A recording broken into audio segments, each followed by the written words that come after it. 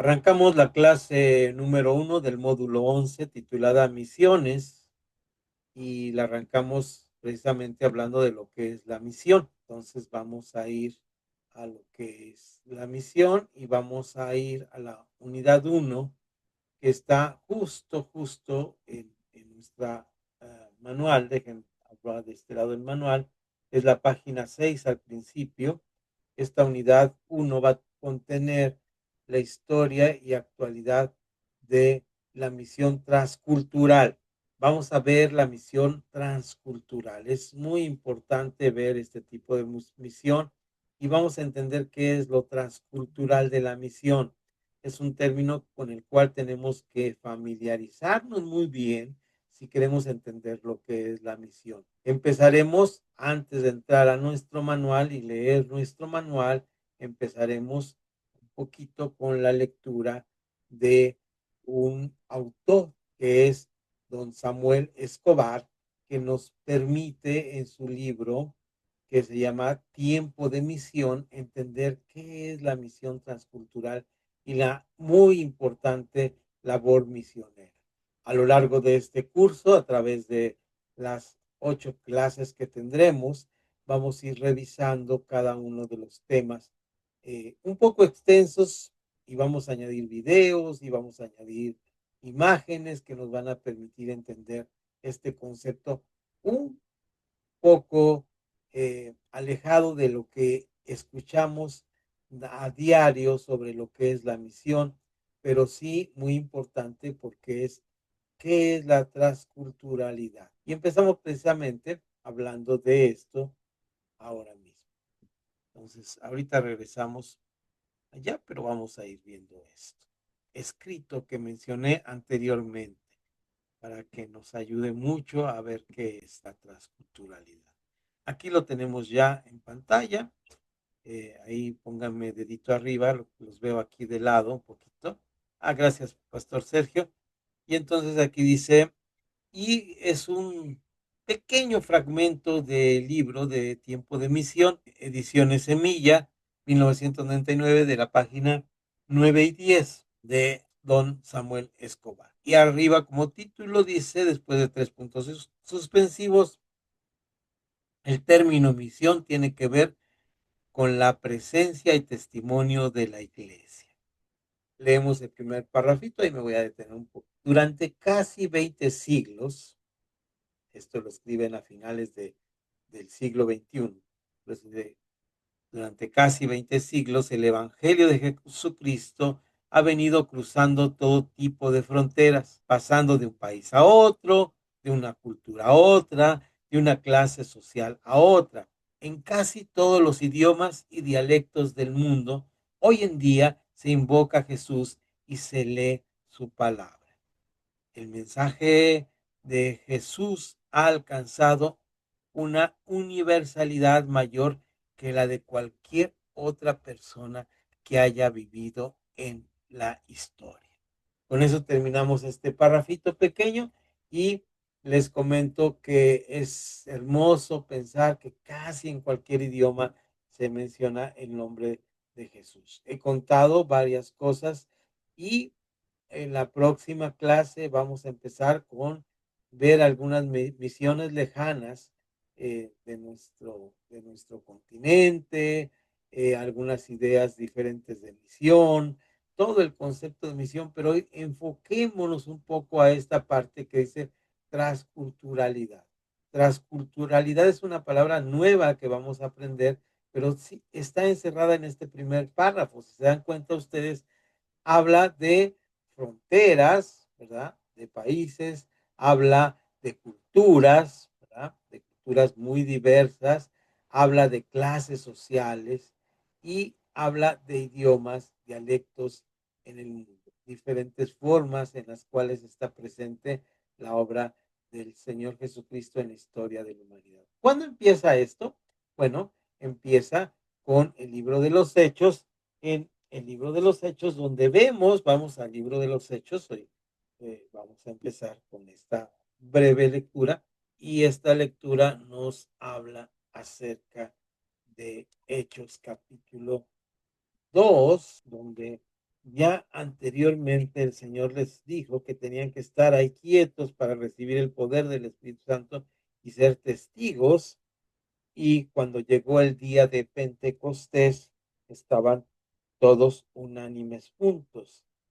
De repente vino del cielo un estruendo de como de un viento recio que soplaba, el cual llenó toda la casa donde estaban sentados y se les presentaron lenguas repartidas como de fuego, asentándose sobre cada uno de ellos. Y fueron todos llenos del Espíritu Santo y comenzaron a hablar en otras lenguas según el Espíritu que les daba que hablase. Ahora vamos al versículo 5. ¿Qué estaba pasando? Moraban entonces en Jerusalén judíos, varones piadosos de todas las naciones bajo el cielo.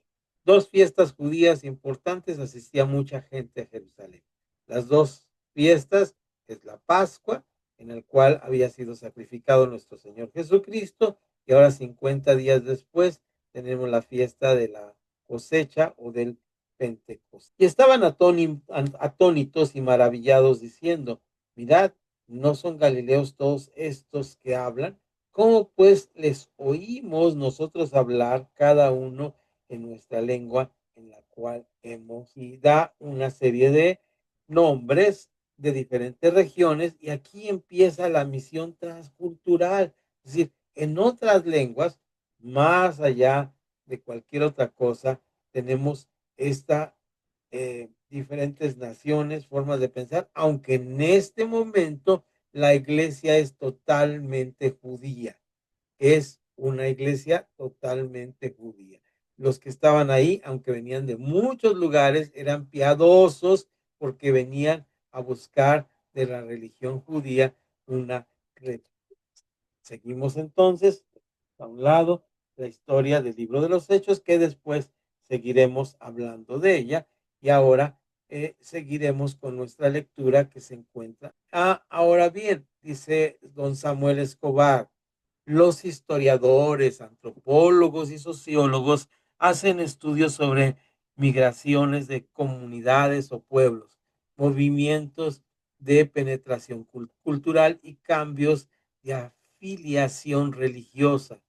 Lo que les resulta muy difícil de explicar es el dinamismo que mueve a los creyentes a compartir la fe, especialmente cuando con ello no obtienen ventaja alguno y a veces tienen que aguantar persecución.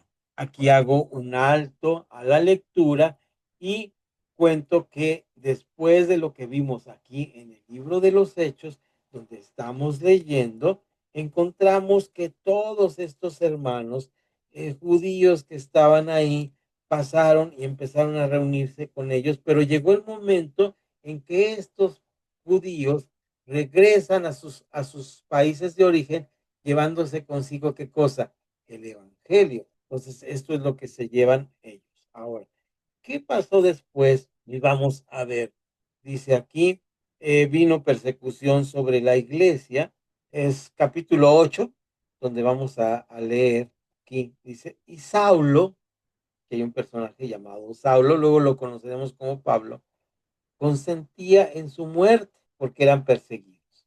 En aquellos días hubo una gran persecución contra la iglesia que estaba en Jerusalén y todos fueron esparcidos por las tierras de Judea y de Samaria, salvo los apóstoles. Entonces aquí hubo una persecución. No solo hubo una persecución, hubo una serie de persecuciones contra la iglesia de Jerusalén, luego contra los judíos de todo el mundo conocido. Resulta también que cuando vimos el primer tema que vimos acerca de la iglesia y vimos el libro de Apocalipsis, vimos cómo estas 7 iglesias que están en el Apocalipsis tenían un asunto muy especial de estar siendo perseguidas, ¿no? Y estaban siendo perseguidas. El mismo Juan que escribe estas cartas está bajo persecución.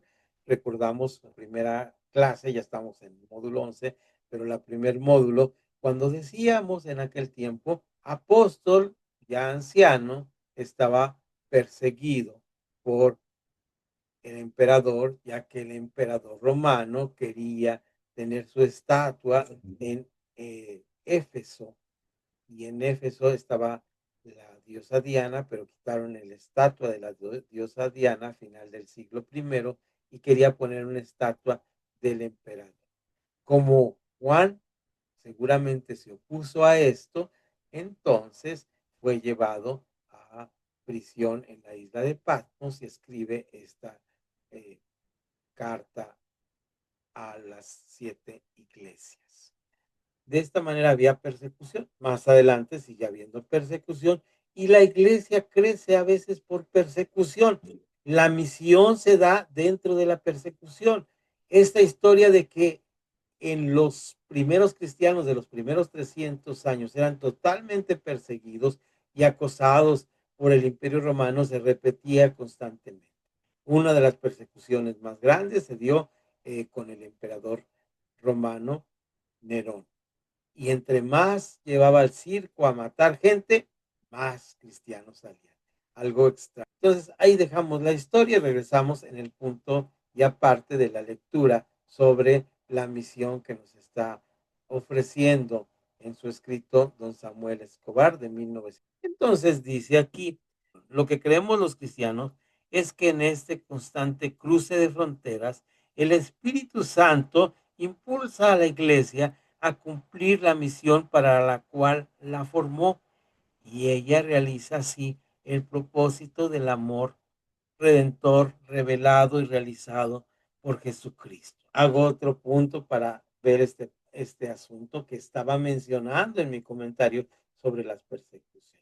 Las persecuciones, en lugar de estorbar, dice Pablo en la carta que escribe a una iglesia, lo que ellos pensaron que iba a ser para estorbo para el evangelio ha redundado en beneficio del evangelio.